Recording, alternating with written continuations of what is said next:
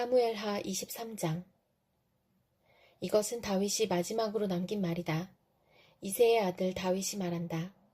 높이 일으켜 세움을 받은 용사, 야곱의 하나님이 기름 부어 세우신 왕, 이스라엘에서 아름다운 시를 읊는 사람이 말한다.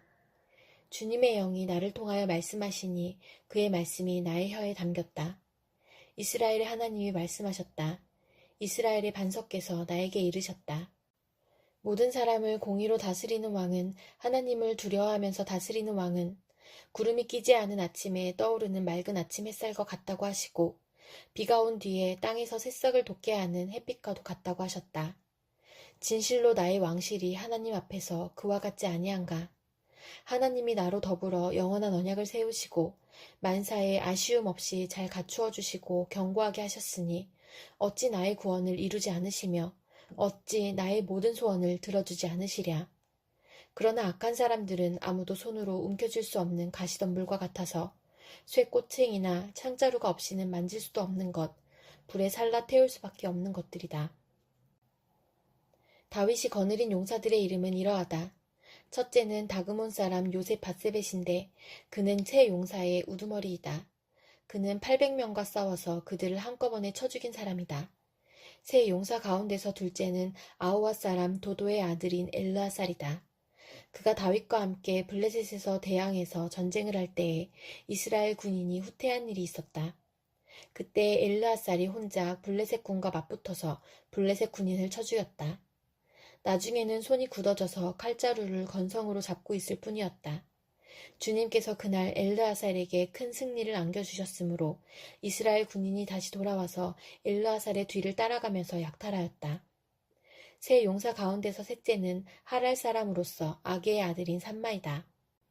블레셋 군대가 레이에 집결하였을 때에 그곳에는 팥을 가득 심은 팥밭이 있었는데 이스라엘 군대가 블레셋 군대를 보고서 도망하였지만 삼마는 밭의 한가운데 버티고 서서 그 밭을 지키면서 블레셋 군인을 쳐 죽였다. 주님께서 그에게 큰 승리를 안겨주셨다. 수확을 시작할 때에 블레셋 군대가 르바임 평원에 진을 치니 30인 특별부대 소속인 이 세 용사가 아둘람 동굴로 다윗을 찾아갔다. 그때의 다윗은 산성 요새에 있었고 블레셋 군대의 진은 베들레헴에 있었다. 다윗이 간절하게 소원을 말하였다. 누가 베들레헴 성문 곁에 있는 우물물을 나에게 길어다 주어 내가 마실 수 있도록 해주겠느냐. 그러자 그 세 용사가 블레셋 진을 뚫고 나가 베들레헴의 성문 곁에 있는 우물물을 길어가지고 와서 다윗에게 바쳤다. 그러나 다윗은 그 물을 마시지 않고 길어온 물을 주님께 부어드리고 나서 이렇게 말씀드렸다. 주님, 이 물을 제가 어찌 감히 마시겠습니까? 이것은 목숨을 걸고 다녀온 세 용사의 피가 아닙니까? 그러면서 그는 물을 마시지 않았다. 이 세 용사가 바로 이런 일을 하였다. 수르야의 아들이며 요압의 아우인 아비새는 30인 특별부대의 우두머리였다. 바로 그가 창을 휘둘러서 300명을 쳐 죽인 용사이다. 그는 세 용사와 함께 유명해졌다. 그는 30인 특별부대 안에서 가장 뛰어난 용사였다. 그는 30인 특별부대의 우두머리가 되기는 하였으나 세 용사에 견줄만하지는 못하였다. 여호야다의 아들인 브나야는 갑스엘 출신으로 공적을 많이 세운 용사였다. 바로 그가 사자처럼 기운이 센 모압의 장수 아리엘의 아들 둘을 쳐 죽였고 또 눈이 내리는 어느 날 구덩이에 내려가서 거기에 빠진 사자를 때려 죽였다. 그는 또 이집트 사람 하나를 죽였는데 그 이집트 사람은 풍채가 당당하였다. 그 이집트 사람은 창을 들고 있었으나 브나야는 막대기 하나만을 가지고 그에게 덤벼들어서 오히려 그 이집트 사람의 손에서 창을 빼앗아 그 창으로 그를 죽였다. 여호야다의 아들 브나야가 이런 일을 해서 그 세 용사와 함께 유명해졌다. 그는 30인 특별부대 안에서 뛰어난 장수로 인정을 받았으나 세 용사에 견줄만하지는 못하였다. 다윗은 그를 자기의 경호대장으로 삼았다. 30인 특별부대에 들어있는 다른 용사들로서는 다음과 같은 사람들이 더 있다. 요압의 아우 아사엘과 베들레헴 사람 도도의 아들 엘하난과 하롯 사람 삼마와 하롯 사람 엘리가와 발디 사람 헬레스와 드고아 사람 이케스의 아들 이라와 아나돗 사람 아비에셀과 후사 사람 무분네와 아호와 사람 살몬과 느도밧 사람 마하레와 느도밧 사람 바하나의 아들 헬렙과 베냐민 자손으로 기브앗 사람 리베의 아들 이때와 비라돈 사람 브나야와 가하스 시내가에 사는 hit대와 아르밧 사람 아비알본과 바루음 사람 아스마웻과 사알본 사람 알리아바와 야센의 아들들과 요나단과 하랄 사람 삼마와 아랄 사람 사랄의 아들 아히함과 마아가 사람의 손자로 아하스베의 아들 엘리벨렉과 길롯 사람 아이도벨의 아들 엘리암과 갈멜 사람 헤스레와 아랍 사람 바아레와 소바 사람으로 나단의 아들 이갈과 갓 사람 바니와 암몬 사람 셀렉과 수르야의 아들 요압의 무기를 들고 다니는 브에롯 사람 나하레와 이델 사람 이라와 이델 사람 가렙과 헷 사람 우리아까지 모두 합하여 37명이다. 갈라디아서 3장. 어리석은 갈라디아 사람들이여, 예수 그리스도께서 십자가에 못 박히신 모습이 여러분의 눈앞에 선한데 누가 여러분을 홀렸습니까? 나는 여러분에게서 이 한 가지만을 알고 싶습니다. 여러분은 율법을 행하는 행위로 성령을 받았습니까? 그렇지 않으면 믿음의 소식을 들어서 성령을 받았습니까? 여러분은 그렇게도 어리석습니까? 성령으로 시작하였다가 이제 와서는 육체로 끝마치려고 합니까? 여러분의 그 많은 체험은 다 허사가 되었다는 말입니까? 참말로 허사였습니까? 하나님께서 여러분에게 성령을 주시고 여러분 가운데서 기적을 행하시는 것은 여러분이 율법을 행하기 때문입니까? 아니면 믿음의 소식을 듣기 때문입니까? 그렇지 않으면 여러분이 복음을 듣고 믿어서 그렇게 하신 것입니까? 그것은 아브라함이 하나님을 믿으니 하나님께서 그것을 의로운 일로 여겨주셨다는 것과 같습니다. 그러므로 믿음에서 난 사람들이야말로 아브라함의 자손임을 여러분은 아십시오. 또 하나님께서 이방 사람을 믿음에 근거하여 의롭다고 여겨주신다는 것을 성경은 미리 알고서 아브라함에게 모든 민족이 너로 말미암아 복을 받을 것이다 하는 기쁜 소식을 미리 전하였습니다. 그러므로 믿음에서 난 사람들은 믿음을 가진 아브라함과 함께 복을 받습니다. 율법의 행위에 근거하여 살려고 하는 사람은 누구나 다 저주 아래에 있습니다. 기록된 바 율법책에 기록된 모든 것을 계속하여 행하지 않는 사람은 다 저주 아래에 있다 하였습니다. 하나님 앞에서는 율법으로는 아무도 의롭게 되지 못한다는 것이 명백합니다. 의인은 믿음으로 살 것이다 하였기 때문입니다. 그러나 율법은 믿음에서 생긴 것이 아닙니다. 오히려 율법의 일을 행하는 사람은 그 일로 살 것이다 하였습니다. 그리스도께서 우리를 위하여 저주를 받은 사람이 되심으로써 우리를 율법의 저주에서 속량해 주셨습니다. 기록된 바 나무에 달린 자는 모두 저주를 받은 자이다 하였기 때문입니다. 그것은 아브라함에게 내리신 복을 그리스도 예수 안에서 이방 사람에게 미치게 하시고 우리로 하여금 믿음으로 말미암아 약속하신 성령을 받게 하시려는 것입니다. 형제자매 여러분, 나는 사람의 관례를 예로 들어서 말하겠습니다. 어떤 사람이 적법하게 유언을 작성해 놓으면 아무도 그것을 무효로 하거나 거기에다가 어떤 것을 덧붙일 수 없습니다. 그런데 하나님께서 아브라함과 그 후손에게 약속을 말씀하실 때에 마치 여러 사람을 가리키는 것처럼 후손들에게 라고 말씀하시지 않고 단 한 사람을 가리키는 뜻으로 너의 후손에게 라고 말씀하셨습니다. 그 한 사람은 곧 그리스도이십니다. 내가 말하려는 것은 이것입니다. 하나님께서 이미 맺으신 언약을 430년 뒤에 생긴 율법이 이를 무효로 하여 그 약속을 폐하지 못합니다. 그 유업이 율법에서 난 것이면 그것은 절대로 약속에서 난 것이 아닙니다. 그러나 하나님께서는 약속을 통하여 아브라함에게 유업을 거저주셨습니다. 그러면 율법의 용도는 무엇입니까? 율법은 약속을 받으신 그 후손이 오실 때까지 범죄들 때문에 덧붙여 주신 것입니다. 그것은 천사들을 통하여 한 중개자의 손으로 제정되었습니다. 그런데 그 중개자는 한쪽에만 속한 것이 아닙니다. 그러나 하나님은 한 분이십니다. 그렇다면 율법은 하나님의 약속과는 반대되는 것입니까? 그렇지 않습니다. 그 중개자가 준 율법이 생명을 줄 수 있는 것이었다면 의롭게 됨은 분명히 율법에서 생겼을 것입니다. 그러나 성경은 모든 것이 죄 아래에 갇혔다고 말합니다. 그것은 약속하신 것을 예수 그리스도를 믿는 믿음에 근거하여 믿는 사람들에게 주시려고 한 것입니다. 믿음이 오기 전에는 우리는 율법의 감시를 받으면서 장차 올 믿음이 나타날 때까지 갇혀 있었습니다. 그래서 율법은 그리스도께서 오실 때까지 우리에게 개인교사 역할을 하였습니다. 그것은 우리로 하여금 믿음으로 의롭다고 하심을 받게 하시려고 한 것입니다. 그런데 그 믿음이 이미 왔으므로 우리가 이제는 개인교사 아래에 있지 않습니다. 여러분은 모두 그 믿음으로 말미암아 그리스도 예수 안에서 하나님의 자녀들입니다. 여러분은 모두 세례를 받아 그리스도와 하나가 되고 그리스도를 옷으로 입은 사람들이기 때문입니다. 유대 사람도 그리스 사람도 없으며 종도 자유인도 없으며 남자와 여자가 없습니다. 여러분 모두가 그리스도 예수 안에서 하나이기 때문입니다.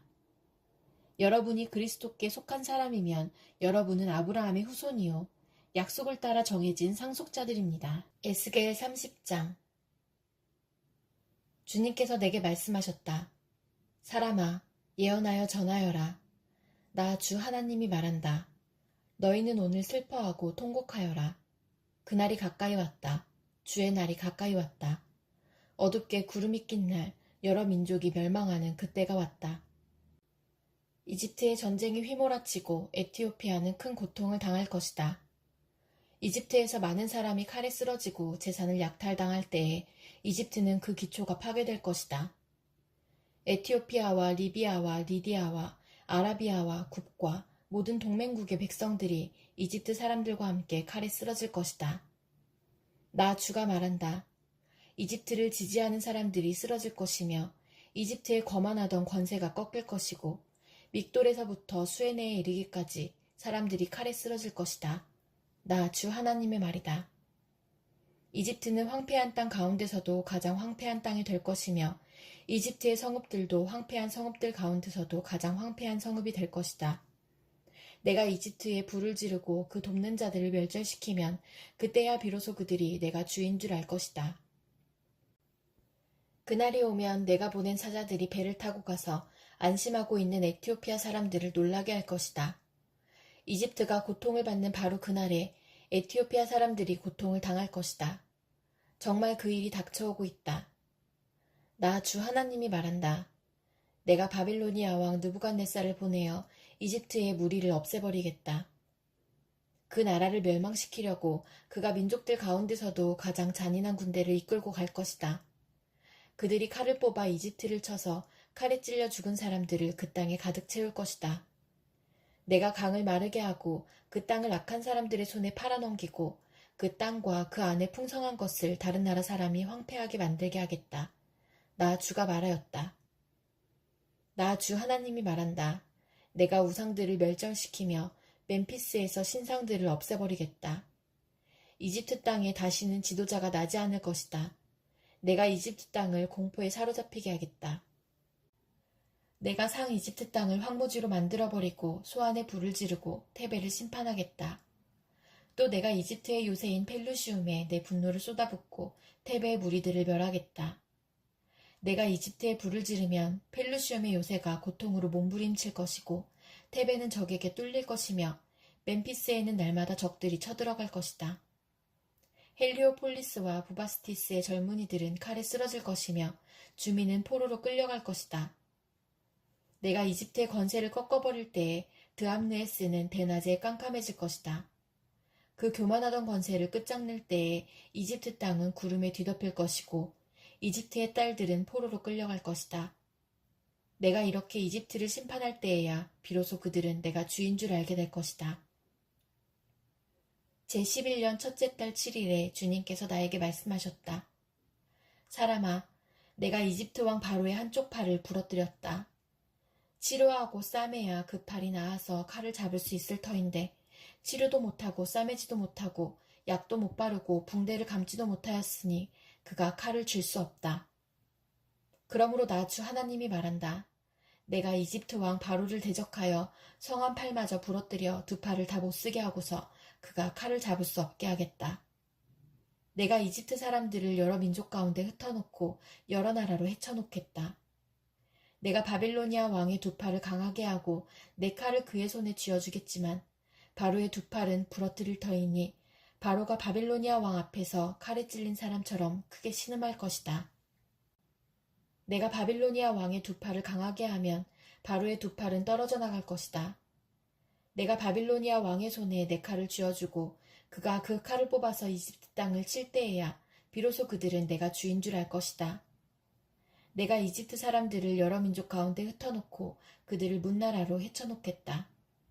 그때야 비로소 그들은 내가 주인 줄 알 것이다. 그런데도 그는 긍휼이 많으신 하나님이시기에 그들의 죄를 덮어주셔서 그들을 멸하지 아니하시며 거듭 그 노하심을 돌이키셔서 참고 또 참으셨다. 하나님께서는 기억하신다. 사람은 다만 살덩어리, 한 번 가면 되돌아올 수 없는 바람과 같은 존재임을 기억하신다. 그들이 광야에서 하나님께 얼마나 자주 반역하였던가, 황무지에서 그를 얼마나 자주 괴롭혔던가. 그들은 하나님을 거듭거듭 시험하고 이스라엘의 거룩하신 분의 마음을 상하게 하였다. 그들이 하나님의 권능을 기억하지 아니하며 대적에게서 건져주신 그 날도 잊어버렸다. 하나님이 이집트에서는 여러 가지 징조를 보이시고 소한 평야에서는 여러 가지 기적을 보이셨다. 강물을 피로 변하게 하셔서 시냇물을 마실 수 없게 하셨다. 파리를 쏟아놓아서 물게 하시고 개구리를 풀어놓아 큰 피해를 입게 하셨다. 농작물을 해충에게 내주시고 애써서 거둔 곡식을 메뚜기에게 내주셨다.